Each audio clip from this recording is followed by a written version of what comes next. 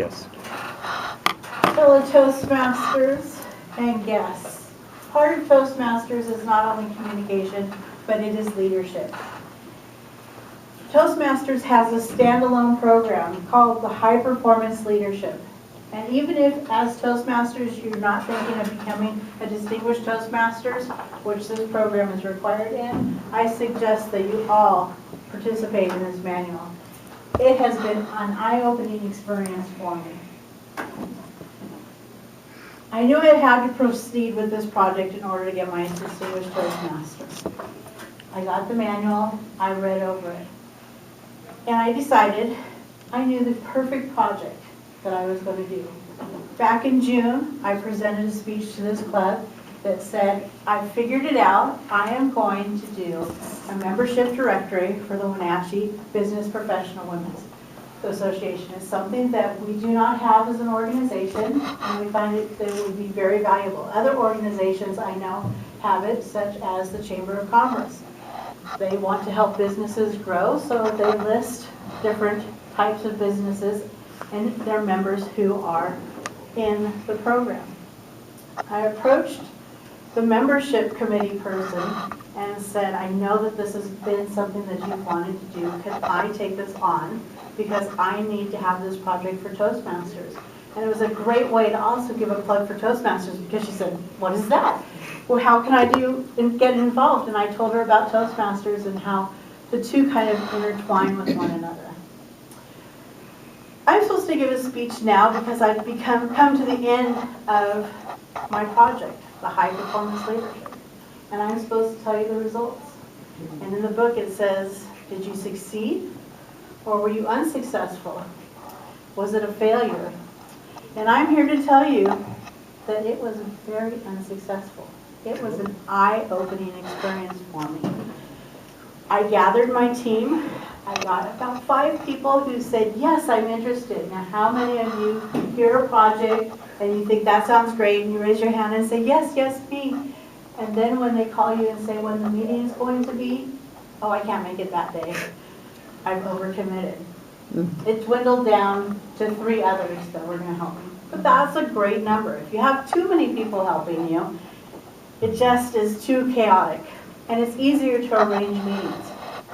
So we arranged a meeting right after one of our business meetings. And we sat down and said, okay, this person is really understanding of the computer side of it, because we wanted to have an online membership directory as well as a printed membership directory. And she said, I can think about it after the summer, because this summer I'm working for the Washington State Women's Professional Association, working on their website. And I'm thinking, great, she's going to have all this experience and so forth. So with summer goes, because our organization doesn't meet through the summers. And I connect with her again. And she's not too happy with the organization. Things fell through, and that was my first lesson of leadership. If you're going to have people commit to doing something and you want them to do it, come to the terms and have them written down. She thought one thing. Apparently the other organization thought something else. There was the miscommunication and feelings were hurt. And that put it to a point where she wasn't as enthusiastic about this project as I hoped she would be. At that point, she was the only one who had the computer knowledge in order to put it in our program. I went to the board because we had board meetings, and I explained we want to put this online as well as a printed. And all of a sudden, there was all of this security issues of, do we want it to be out there for everybody to see or just our members to see? But we don't have the technology or money to put into our computer program to make it to where only members can see it. So then I came a roadblock of budget. How am I going to deal with that one? I have no control over the budget at this point. As a member, I can give suggestions and we can say we need to upgrade our website, but that's not something that's high up there on their agenda. And it was another eye-opening experience that not only was I having to deal with people issues and money issues that I had no control over, it was just one of those experiences. Then they got wanting that only current members could receive this information. But they have it kind of interesting. As you know, in Toastmasters, we have dues twice a year, and we renew. And we prorate those dues if you join halfway through. This association wants a full membership at the beginning of your term. I joined in February, I gave my money, so my due date is February. Somebody else joins this month, their due date will be March.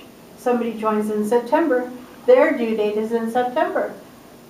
How do we keep track of all of these things? And it was very interesting to see that there was a lot of cogs that were not working within this organization.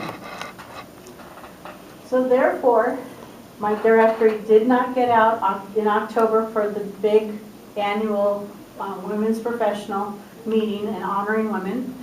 It did not get out January 1st, which was my next deadline, thinking the beginning of the year would be a great thing.